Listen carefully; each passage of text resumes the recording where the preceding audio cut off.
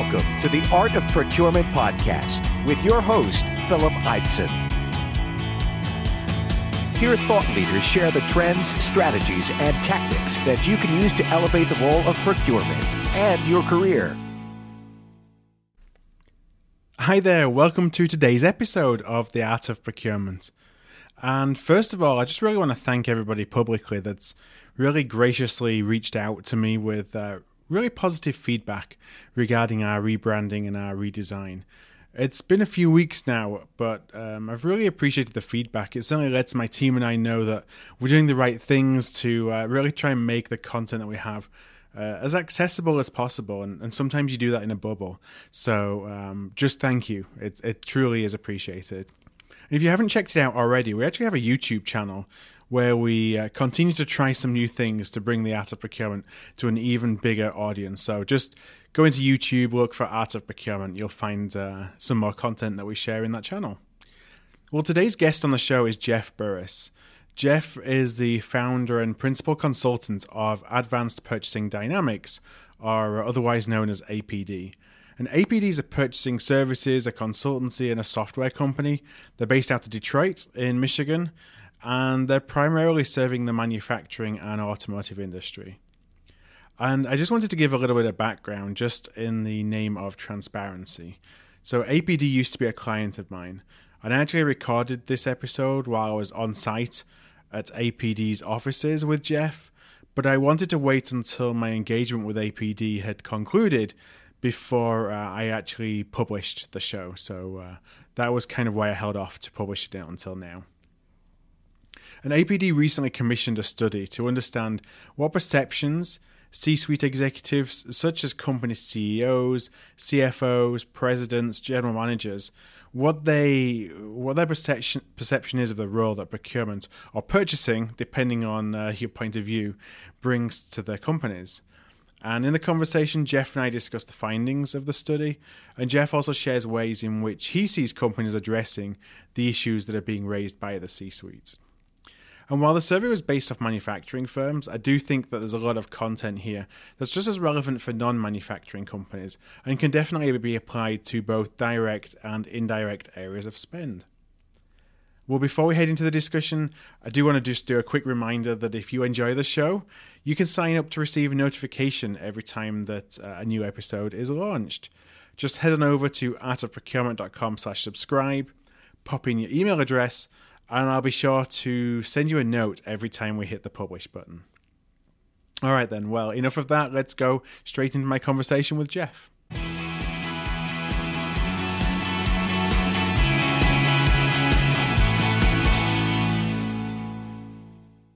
So Jeff, welcome to the show. Welcome to the Art of Procurement, and I'm really pleased that you were able to join me today. Thanks for having me.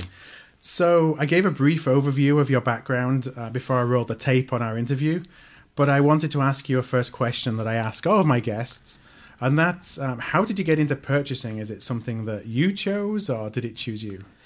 It was really neither. I kind of got sold purchasing. I did an undergraduate degree in operations. I worked for Cummins Engine Company for a couple of years, got caught up in the Reagan-Carter recession, whoever you want to blame that one on. Went and got my master's degree.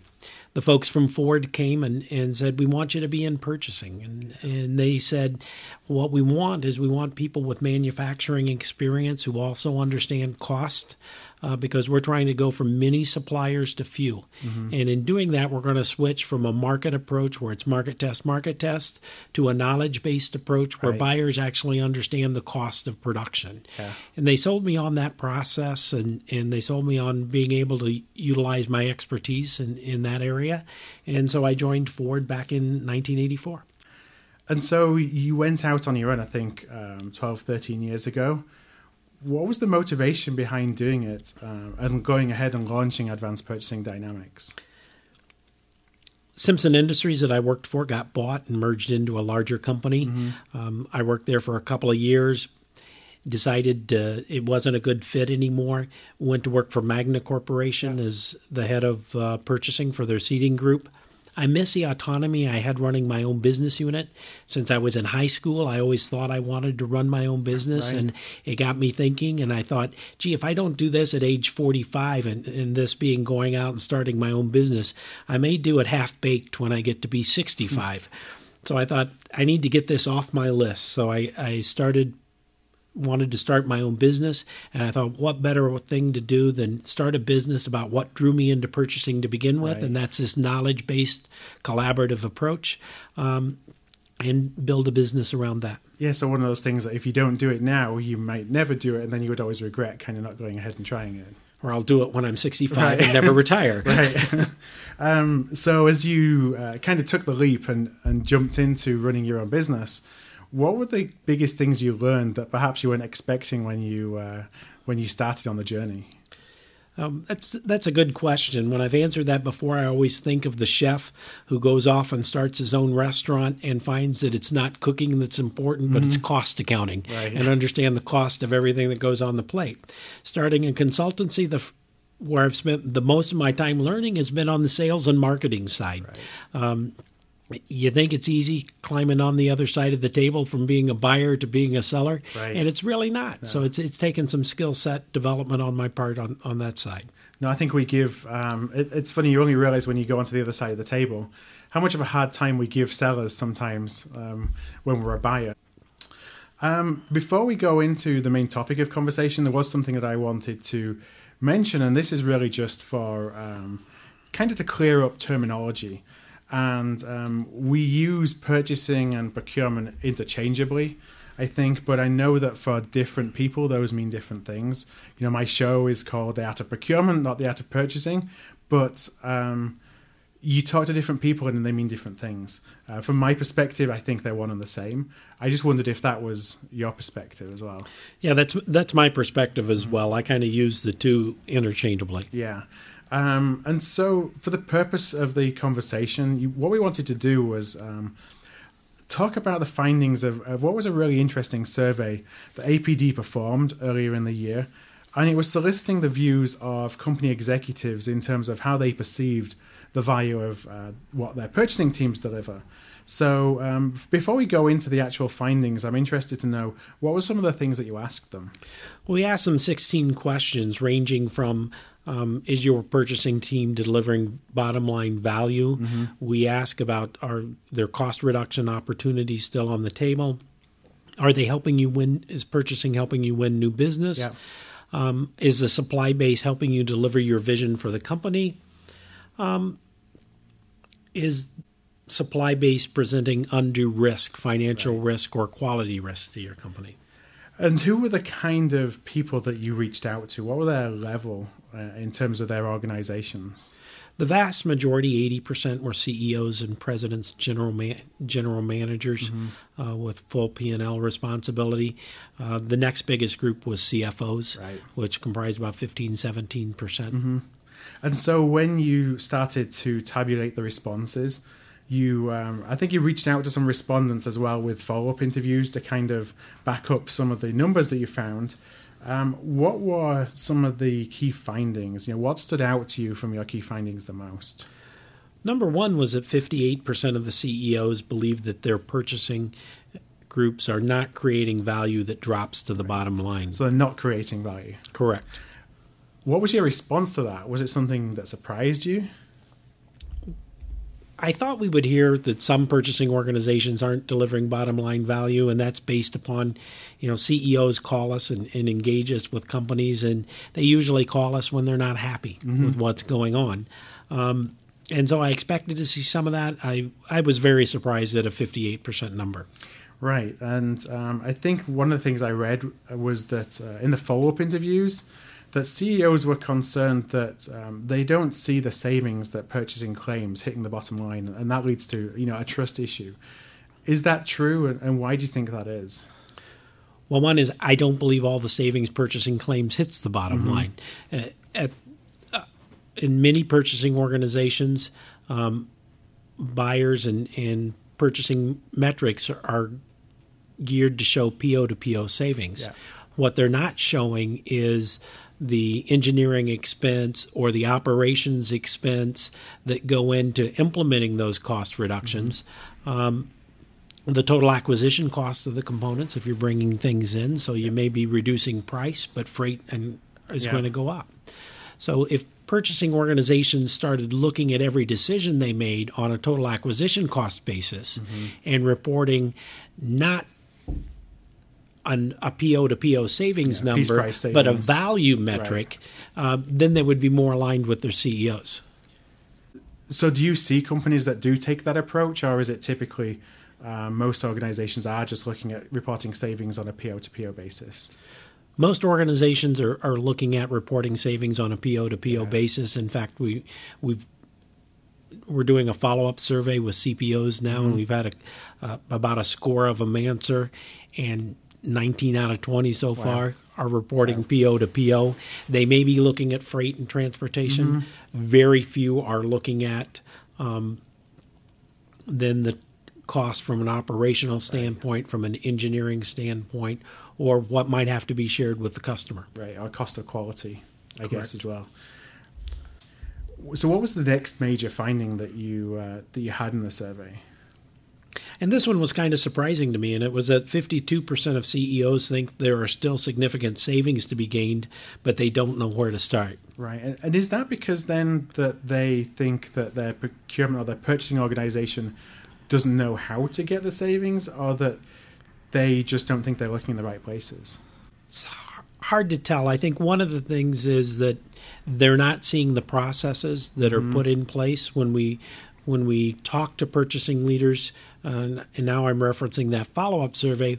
What we're seeing is less than half of them are running visible cross-functional meetings where it provides the venue for alignment between the different functions, and folks are working together on cost reduction and then reporting those. The other one, which I found quite interesting, is less than half of the companies that do monthly financials and quarterly financials, less than half of those include what's happening from a purchasing perspective and the purchasing view on what they're doing to reduce costs. So one is CEOs aren't asking the question. They're not telling their purchasing guy, hey, when we report the monthly profits, I also want you to report what you've implemented in terms of cost reduction. So it could be as much as just communication, not necessarily that the purchasing teams aren't doing a good job. Correct. They're just not communicating that job. And I think part of that is on the procurement leaders to be the ones that ensure that they are communicating their value up to the CEOs, so the CEOs know how to value the contribution that they're making. What else did you find? 52% of the CEOs believe that purchasing is not aligned with the demands that customers place on the business. Okay, and what were their main concerns? One is commercial terms. Yeah. And the automotive industry is very competitive. It's very competitive with its supply base, constantly pushing for cost reductions, and they don't see the same level of activity and performance on their supply base side as they feel that they're giving to their customers. Right. Now, there was something when I looked at the comments that, to be honest, I was a bit concerned about. That the CEOs felt that their purchasing teams just they need to demand the same concessions from their supply base, I think was what was written, that they provide themselves to the customer. And to me, that it's not necessarily understanding how you can create value through purchasing. It's just kind of expecting you to go and demand concessions just for the sake of, well, that's what my customer is asking me to do. And seems kind of very short term. I just wondered what your thoughts were on that. I think in total, the purchasing organization needs to deliver the same kind of savings that the sales organization is giving to the customer. On a line-by-line basis, it's very difficult to achieve that. So in some cases, you're going to have a commodity or category that you're buying, and you're going to overachieve versus what the customer requirements are. And on other commodities, you're going to do a little bit worse. The question goes back to value. As a total organization, are you delivering the kind of value that's actually driving spend as a percent of sales down over time. Right. And then you're able to say, hey, the whole picture looks good. On a line item by line item basis, there's going to be some winners in the portfolio and there's going to be some losers. Yeah, and make sure that you don't give all the winners back to the customer, so you're just left holding the bag with all the losers. Correct. Because I think that it talks, and I think we'll cover it a little bit later, it talks to alignment and making sure you're actually aligned between the sales and purchasing organizations so that you're not either giving up unreasonable concessions that you can never recover, or you're giving up too much of what you're able to recover. Correct. And I think the other thing is keeping the scorecard so that, if you're not keeping a good scorecard and you're not keeping good metrics that deliver the whole picture, right, then people tend to remember the pain. Yeah. They remember where they gave more than they got. Right.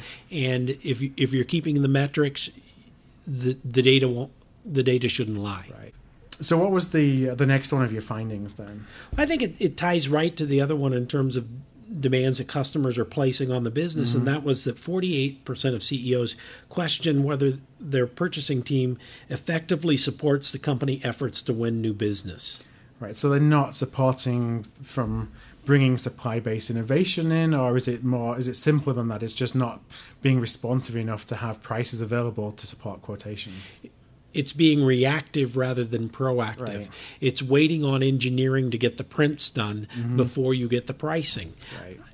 The way we work in manufacturing, a lot of times you're quoting customers and the designs aren't finalized. Right. Purchasing needs to be proactive in working with engineering and working with sales to understand when customer quotes are due, developing the best price they can given the information they have at the time. Right. It would be an easy job if all we had to do was wait on prints, send out prints to 3 suppliers, they're unambiguous, and we look at the 3 prices and we pick the lowest Right. price. The way we work with how rapidly product gets innovated, many times we needed to choose a supplier before the design is finalized, which means we're going to need a good understanding of supplier cost structures, and we're going to need to be proactive. It's the reactiveness that's causing Right. the problem. Sales has to get a quote to the customer, and if purchasing's not there with what they think the cost is going to be, sales is going to have an answer, and they're going to plug a number in. They have to use some number, wherever they get it from, and then it becomes an issue for the purchasing team to meet it if they use an unrealistic number and then win the business based on that. Correct. And what are some of the key things that you recommend to companies to do to be able to be reactive? To have data off the shelf, if you will, that they can plug into these models rather than having to go out to suppliers every single time. One is each commodity needs to be analyzed on its own. In some commodities, you may have intimate knowledge of the supplier's cost structure. Maybe you do open book costing like Honda does, and you've been on the supplier shop floor. That's not going to work with every commodity. But with every commodity, you've got to have a strategy for how you're going to control and manage costs over time. And how you're going to gauge whether you're getting a good price or a bad price. If you've got those kind of models developed, then you have the ability to work with engineering and say, based upon those assumptions, here's what the cost looks like. So you're taking risk out of the estimating process, essentially. I mean, there'll always be some level of risk, but if it's manageable within a couple of percentage points, then that's more effective and allows you to be more proactive. Than there may be a 20 or 30% swing when you're not doing that, and then that's what really puts programs in trouble. How about the final finding that you had then, or the final major finding that you had from the survey?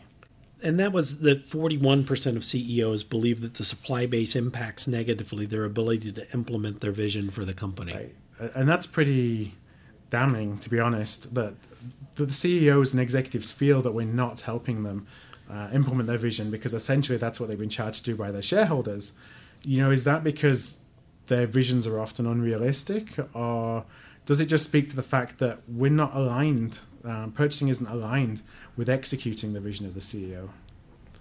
I think purchasing focuses rightly on cost and cost control, but at the same point in time that you're doing that, you need to be doing it based upon where the company is going. Right.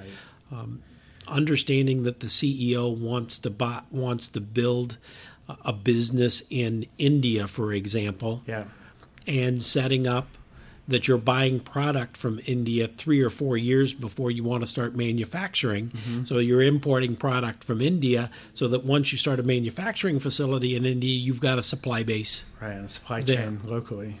A supply chain local is a good example of a CPO who gets out in front of the vision and finds ways to implement the vision, and at the same time they're saving money by buying out of India. Right. So is that something that you hear consistently from CEOs, that they don't feel their purchasing teams are really helping them execute on their vision? Well, it's not as high as the value to the bottom line by a significant number of percentages, significant percentage. I think that's because a lot of times the vision just gets going and purchasing's able to scoop in and not create a problem with the vision rather than proactively supporting it. So I think there are probably some CEOs who haven't really thought about how they could leverage purchasing better and leverage the supply base, because whether it's expanding geographic locations, whether it's bringing technology into the company, even finding ways to support customers. With manufacturing companies and material costs being 50 to 70%, you can't implement almost anything on a company-wide basis without involving the supply base. So when you you kind of take stock of some of those answers and some of the findings, I think some of them quite eye-opening, to be honest. And it's not often that we're able to survey executives to really get an outside view of what they think the value that purchasing or procurement creates. How can we react? What can purchasing leaders do in response? One is make sure they understand the CEO's vision. Look at the annual report. If you're a publicly held company, plug into the earnings calls and listen to where the CEO is driving the business. Then start to figure out how do you align your purchasing strategy to support that vision. So you're talking about things like, if we're going to expand in Asia in 3 years, here's what I need to be doing from a purchasing perspective to help make that successful. Yeah, rather than being reactive and being told in 3 years' time, hey, we're now moving to Asia, can you support us? Yeah, and we did an engagement with a company that is exactly what happened. The company decided they were going to move production from Mexico to India. The purchasing guys were reactive in doing that. Once they started to build the facility, the purchasing guy says, oh, by the way, the raw materials have to come from China and the U.S. Well, the labor savings of moving to India was quickly offset by the transportation costs of bringing in product from China and bringing in product from the U.S., taking it to India, and then shipping it back to the U.S. again. So how important is not just aligning yourself with the CEO's vision, but also your stakeholders? So, we often approach stakeholders in the mindset of we're basically going to use them to allow us to meet our objectives, rather than flipping it that we should be helping our stakeholders achieve their objectives. Correct. Far too often, different functions within the company run over and say, here's what I need from you. And what I always talk to the purchasing guys about is it's a collaborative negotiation. If you're new in a job or you've been in a job for a while, go talk to the head of engineering. What are you going to be trying to achieve next year? How are you going to try to achieve that? How can the supply base help you? Ask a lot of questions and then go back and say, here's how I think I can help you. And oh, by the way, here's where I need some help. So first, try to give. And then second, start laying out the processes that help you achieve the goals that you're trying to achieve as well. Yeah, so kind of being transparent, but making it about them. You're there as a support function to them, essentially, to help them execute on what they need to do to support the CEO's vision, as opposed to just going and saying, I need to get 3% cost savings and I'm going to try and do whatever I can to get it. Correct. So because the best testimonial for the purchasing organization and supporting the CEO's vision is not what they tell the CEO, right. but it's what the guy that's running engineering or the woman that's running sales and marketing says, hey, you know, these purchasing guys have really stepped up. They really help me day in and day out. Right. How about metrics? How important do you see metrics being? Because it's something that, you know, I could probably talk a lot about metrics and how we measured, you know, I mean, that drives what people think about us, how people measure us, but it doesn't necessarily tie in with the goals of the organization. Is that something that when you see people starting to think more about than just cost, does that help them kind of elevate the role of purchasing within their organization? Yes, I think it does. I think it's important to choose the right metrics. I think it's also important to differentiate what you're trying to deliver metrics versus process metrics. And at the same time, you don't want to overcomplicate things. Right? I think we see two failure modes with metrics. One is people that don't measure anything or don't measure the right things, and then there are organizations that try to measure everything. Right. And I'm a firm believer that when everything's important, nothing is important. Right. We talked about the fact that CEOs, they're not certain about they know that cost savings are out there, that cost savings exist, but that they're not certain that their purchasing team necessarily knows how to go about finding them. And the fact that some of that it can be down to communication.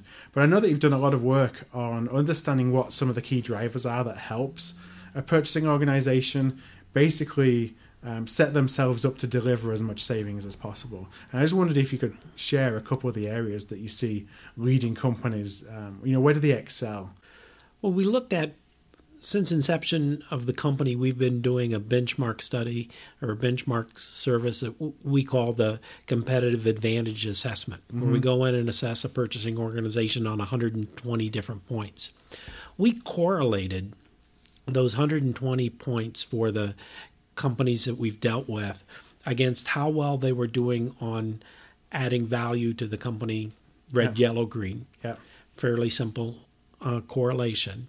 And we were kind of surprised when what we found, because what we found was it's not so much what you do, but what order you put improvements in place. For example, we didn't find a good cost correlation between knowledgeable buyers and cost reduction. Interesting. What we did find was that there is a high correlation between good performance objectives, good metrics, good program management for cost reduction ideas, and cost reduction. Right. And then if you looked at the companies that had those in place, then the talent came into play. Right. So the people who set up the right processes and the right metrics then were able to leverage that talent to achieve the savings. You can hire the best buyers in the world, and if you put them into a stinky process with stinky metrics, you're going to get bad results. So that was kind of the engine. Correct. And from talent perspective then, so you have the engine, if you will, of processes and the governance that enables good talent to be successful. How do you see leading companies in the purchasing space focus on talent and focus on talent management? One is open and honest communications that come about through good job descriptions, good performance review process, objectives that are smart, specific, measurable, achievable, realistic, and timely, and then feedback based upon, you have tenured buyers who've been in the job for a long time. Maybe quarterly feedback for them is fine. You have a new buyer that's just come in from college. You probably want to be talking to them on a weekly basis, weekly basis for the first few weeks, and then gravitate to a less frequent.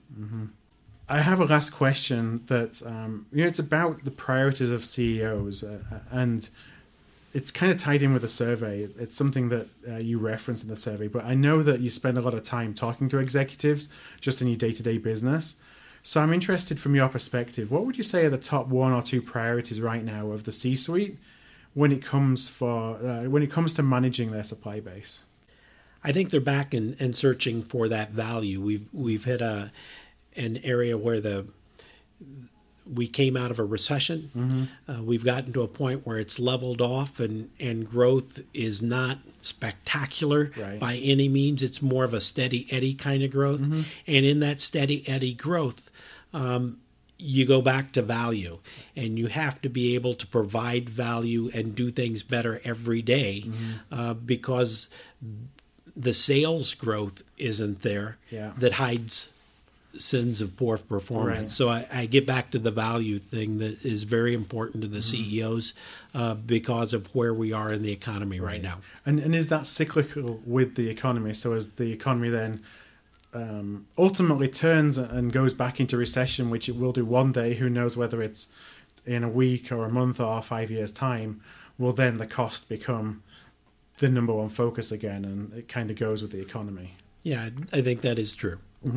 So, Jeff, I want to thank you for your time today. If people want to know more, where can they reach out to you? Where can they find you? One is our website, apurchasingd.com. The other is on LinkedIn, right? That seems to be the way people reach out these days. Well, what I'm going to do is I will link up to your contact details. I'm also going to link to the white paper that is associated with the findings of the report and the webinar. There's a live recorded webinar out there that talks the findings in more detail. And you can find those at artofprocurement.com/CEO. That's artofprocurement.com/CEO. So, Jeff, thank you very much again for your time today. Thank you, Phil. All right, thanks. Thank you for listening to another episode of The Art of Procurement. To find an archive of all past episodes, you can go to artofprocurement.com/episodes. And to ensure you never miss another show, go to artofprocurement.com/subscribe.